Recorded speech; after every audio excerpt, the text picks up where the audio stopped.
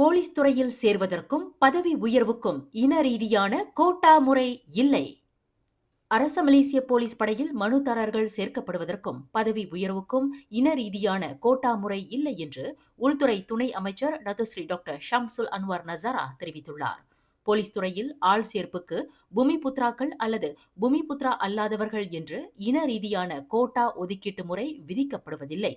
மனுதாரர்கள் சேர்க்கப்படுவதற்கு நடைபெறும் அனைத்து தேர்வுகளும் கண்டிப்பாக தகுதியின் அடிப்படையில் மேற்கொள்ளப்படுகின்றன என்று டாக்டர் ஷம்சுல் அன்வார் இன்று மக்களவையில் விளக்கினார். கல்வி தகுதி, உடல் தகுதி மற்றும் உடல் ரீதியான ஆரோக்கியம் ஆகியவற்றை அடிப்படையாக கொண்டே போலீஸ் துறைக்கு மனுதாரர்கள் சேர்க்கப்படுகிறார்களே தவிர இன ரீதியான கோட்டா முறையை கொண்டு அல்ல என்று அவர் குறிப்பிட்டார்.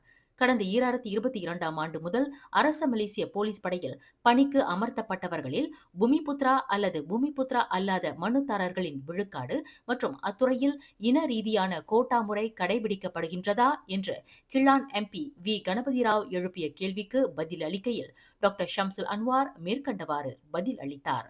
போலீஸ் படையில் பூமிபுத்ரா அல்லாதவர்களின் பங்கேற்பை அதிக அளவில் ஊக்குவிப்பதற்கு பல்வேறு அணுகுமுறைகளை நடைமுறைப்படுத்தியுள்ளன. அதில் நடப்பு விதிமுறைகளில் சில தளர்வுகள் வழங்கப்படுவதும் அடங்கும் என்று டாக்டர் ஷம்சுல் அன்வார் தெளிவுபடுத்தினார். மேலும் செய்திகளை தெரிந்து கொள்ள கீழே இருக்கும் பெல் பட்டனை அழுத்துங்கள். உங்கள் மகிழ்ச்சியை வெளிப்படுத்த லைக் மற்றும் ஷேர் செய்யுங்கள்.